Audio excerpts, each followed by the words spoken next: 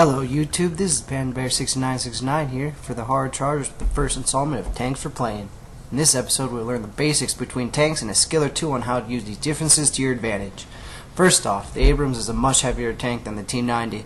This allows the Abrams to get under the T-90 and hit the tank without being able to be shot itself. This tactic works extremely well when used at close range, and I feel it isn't widely known since I've had it used rarely on myself. From the video you can see it's very easy to get under the tank, and if done properly you can keep the tank on top of you until the enemy tank is destroyed. During this time the enemy tank is looking up at the air so they cannot hit you back. The next tip is don't drive full speed at an enemy. This can cause a glitch in the hit registration and the game thinks your tank just got hit in the rear. Without reactive armor on the back, this can lead to those dreaded one-hit disables.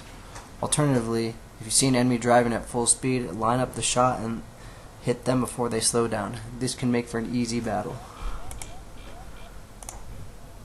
This is a good heads up because I know a lot of people don't know why these one-hit disables were happening. Knowing how to avoid this can keep your tank alive longer.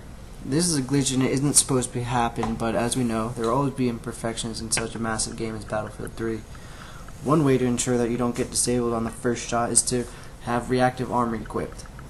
I use reactive armor around 90% of the time and coordinate my gunner to have proximity scan. This helps on the longevity of the tank and can be key in hectic times, such as being surrounded by engineers. Many people don't realize that you can repair your reactive armor by using a repair tool where the armor is missing on the tank. In a few seconds, the reactive armor should reappear and it can deflect another hit. There are also key differences on the back ends of tanks. If you have ever turned your turret around to the back of the tank, you can visibly see it raised. The differences between the tanks are astounding. The T-90 can hit an enemy around probably 10-15 feet off the back of the tank with its main turret. This is still the best angle to attack a T-90 from, but you have to get close in order to avoid getting shot. The Abrams has a huge disadvantage when it comes to attacks from the flank.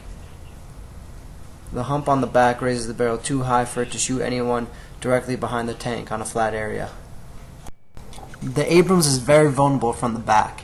In combat situations, make sure to keep your back facing the safest way, since if they get behind you, you can't hit them. This seems very unfair and unbalanced for the Abrams, and is something you have to get used to.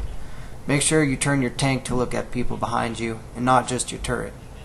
Reactive armor and a gunner with proximity scan are the best ways to counter this, as the reactive armor can take a hit to the back while you turn your tank away. A proximity scan can make sure no enemies are moving around behind you. If attacking an Abrams, make sure to stay behind it, especially if running from a long distance. This way, even if they see you, they can't shoot you. As a tank driver, make sure to turn your tank sideways or facing the enemy. The mounted turret is a device to even the death zones on a tank. From every test I did, this turret seemed to hit people at the same places. It can also hit people about 5 feet off and farther off the back of either tank, which is crucial when being hit from the back on the Abrams. A good gunner on a tank can be the reasons why a tank lasts so long. They can kill targets on all sides or close to the tank, and if they have repair tools they can keep you going on all match. On the other hand, if you shoot from the other end, the Abrams can hit targets much closer to the front of the tank than the T-90. This sort of makes up for the differences in the back, but it isn't quite as extreme. You can see the difference in the angles of the barrels from this view, which gives the advantage to the Abrams when being attacked from the front. And lastly, use smoke. All good tank drivers I have faced have used smoke because it deflects jabs and guided missiles, which deal massive damage if hit.